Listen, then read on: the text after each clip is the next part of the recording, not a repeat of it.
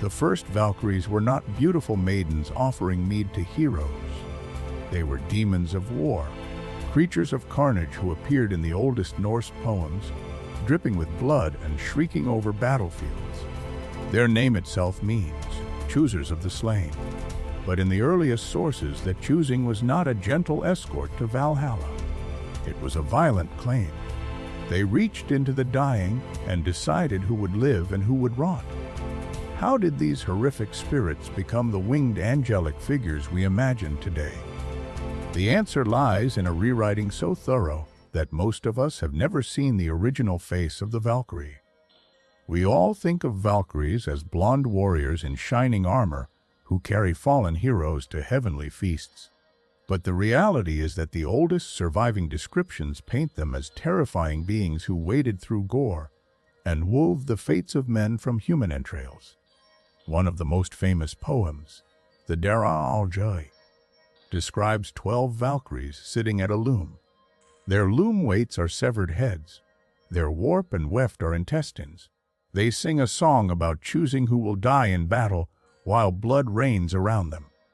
This is not a scene from a romantic opera. It is a vision of war as a mechanical, indifferent slaughter machine, and the Valkyries are its operators. They are not concerned with honoring the dead. They are concerned with feeding the battlefield. Their original role in Norse belief was far older than the stories of Odin's Hall. They belonged to a time when death in combat was simply a fact, and the spirits who presided over it were neither good nor evil, but simply hungry. To understand the shift from demon to angel, we have to follow a single story, one that survives in the 13th century Volsunga saga. A hero named Helgi Ravarsson falls in love with a Valkyrie called Sva, who protects him in battle. Here the Valkyrie is still a warrior, a shield maiden who rides through the air and decides the tide of war. But there is a catch. Helgi is doomed to die in a duel he cannot avoid, and Sva knows it. She cannot change his fate because the Valkyries do not merely choose the slain, they are bound by the same web of destiny they weave. When Helgi falls, Sva weeps, and the poem says she will never again be seen in the world of the living. This is tragic, but it is also a softening of the older figure. This Sva is not a demon. She feels love, grief, loss. She is the first step in a transformation that would take centuries. The old Valkyries had no such emotions. They were forces of nature, like a storm or a plague. The later poets gave them names, personalities, and relationships, turning them into characters who could be mourned. The paradoxical fact is that the very act of rewriting the Valkyries as Odin's angelic servants actually made them more terrifying in a different way. Think of it like this: a demon that randomly kills is chaos, but a servant who chooses the slain according to a divine plan is order, but a cold and totalitarian order.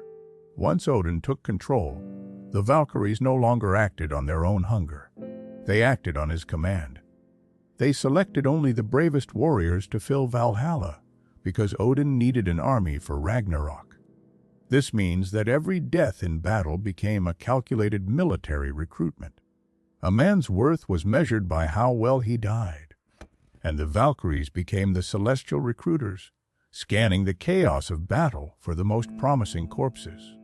It seems absurd that turning monsters into bureaucrats could be seen as an improvement, but that is exactly what happened. The early medieval Christian writers who recorded Norse myths were more comfortable with a hierarchy of angels and saints than with wild, uncontrollable spirits. So they cleaned up the Valkyries. They gave them golden hair and white horses. They washed the blood off their hands and put drinking horns in them. But underneath that polish, the original function remained: to pick the dead and deliver them to a hall where they would train forever for a final war. The angelic version is not gentler. It is just neater. Now consider this. The Valkyrie as we know her did not emerge from Norse paganism alone. She was reshaped by centuries of poetry, political myth making, and Christian theology. One early Christian writer described them as demons in disguise. Another turned them into allegories for virtue. In the Icelandic sagas, a Valkyrie could be a historical woman who dressed as a warrior and then was mythologized after death. By the time Richard Wagner composed his Ring cycle in the 19th century, the Valkyrie had become a fully romanticized heroine, riding through fire on a horse and singing about redemption. The original demon was barely visible, but if you dig into the oldest texts, the Edda poems that were written down around the year 1270, you find lines like this. The Valkyries came from far away, ready to ride to the realm of the gods. They held spears. They wore helmets. Their laughter was the sound of iron. No wings, no gold, no mercy. They were the executioners of fate. Here are 5 quick facts that cut straight to the bone. 1. The word Valkyrie comes from Old Norse, Valkyrja, which literally means chooser of the slain. But in the oldest usage, it could also mean carrion bird, because the Valkyries were imagined as ravens or eagles feeding on the dead. 2. Odin himself was not always their master. Some early poems suggest they served Freyja instead, and that half of the fallen went to her field called Efralakvangur, not to Valhalla. 3. The Valkyries could shape-shift into swans, which is why swan maidens appear in so many Norse legends. A swan is a beautiful bird, but it is also a predator. 4. The most famous Valkyrie of all, Brynhildr, was originally a human princess cursed into a deep sleep as punishment for disobeying Odin. She was not born a spirit. She became one through suffering. 5. The concept of a Valkyrie as a guardian angel did not exist until the 19th century, when artists began blending Norse myths with Christian imagery to create a national romantic ideal. Before that, the Valkyrie was always something dangerous. So the demon became an angel because we needed her to be one. The original Valkyries were forces of chaos, indifferent to human suffering, choosing the dead the way a wolf chooses a lamb. But we could not accept that the universe of our ancestors was ruled by such cold hunger. We needed meaning in death. We needed a purpose for the slain.